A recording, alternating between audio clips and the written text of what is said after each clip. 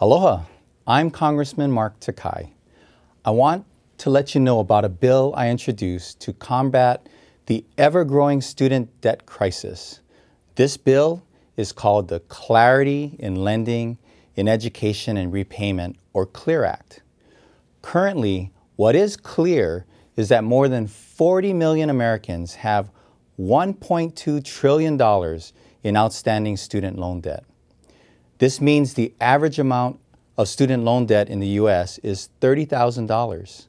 The average student attending UH Manoa, the university I graduated from, will leave with over $20,000 in debt. This is too much. I hear from constituents every day who want a better understanding and options for repayment to get out from under their student debt. A few days ago, I spoke with Taylor, a Hawaii college graduate who has over $40,000 in student loan debt. Instead of pursuing an entrepreneurial venture he created in college, he is stuck at an underpaying job just so he knows where he can make his next student payment loan from. I hear stories like this too often. Graduating from college and finding a job is hard enough, but a mountain of debt makes it more likely that students will put off the reason they went to college in the first place. Many are delaying buying cars or houses, starting their own businesses, or settling down and beginning a family. College is supposed to increase opportunities for students. I remember my parents telling me this while I grew up. But with $20,000 in debt, and even much more for some, these opportunities seem unattainable. This is bad for students, and it's bad for the American economy. We have to make college affordable for every American. As President Obama said, and I quote, "No hardworking student should be stuck in the red," unquote. That's why I've introduced the CLEAR Act, which will cap student loan repayments at 10% of a borrower's discretionary income, codifying a plan that was created by President Obama last year. The bill will forgive remaining debt after 20 years for those who borrow money from school at any level, giving students the opportunity to be debt-free. And because I think it is important that students understand exactly what it is they're borrowing and from whom, this bill will enhance the plan by providing the borrower with more information about their loan.